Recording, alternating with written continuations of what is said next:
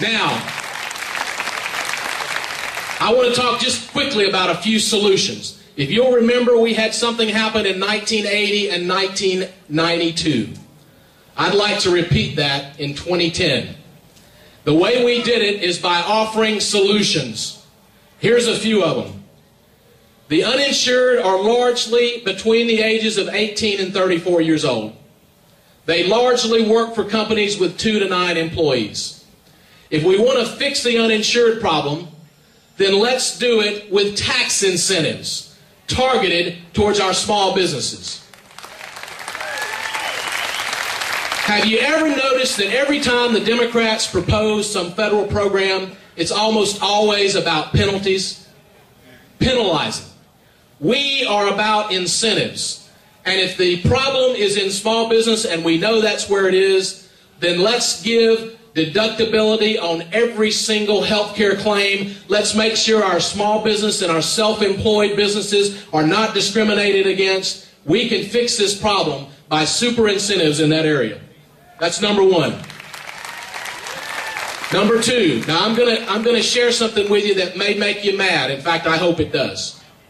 Do you know that in the great state of Georgia, my native home state, we have the second highest health care tax in the United States of America? Yes.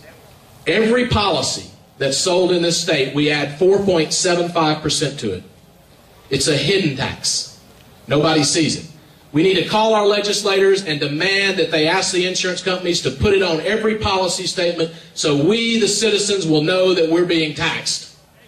If we want to fix health care, let's start by lowering taxes. Real quickly, number three, insurance across state lines. If I can buy a health care policy in Iowa for $98, that same policy costs me $200 in Georgia because of the premium tax and other things, mandates. That same policy, by the way, in New York, New Jersey, and Massachusetts is $400. That's what you get from regulation. More regulation, higher cost.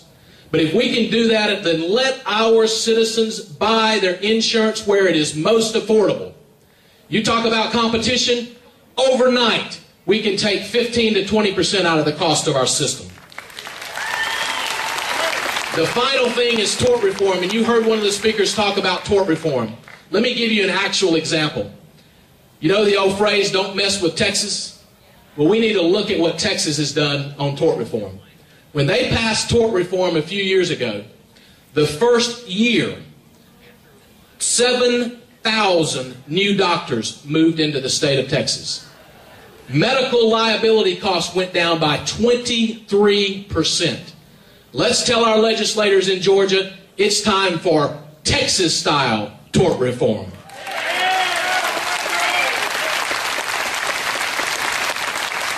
Now, we have this thing called the Georgia Healthcare Freedom Act, and you may see this and you'll hear about it. If you go on the website, it's Georgia Healthcare Freedom Act. This is not just a petition. I encourage you to sign all the petitions, but this is a referendum we want to put on the ballot in November 2010. And it basically reminds our legislators who they work for, and it tells the federal government to stay out of our health care.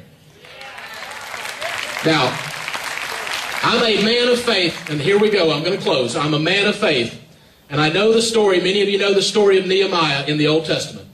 He was one of the greatest leaders in the Scripture. He literally went into the city of Jerusalem, his home city, and he found it to be in ruins. And literally with nothing but a mission and some passion, in 57 days, he rebuilt his city. And I know if Nehemiah can rebuild his city in 57 days, that you and I can take back our country in 12 months. God bless you. God bless America.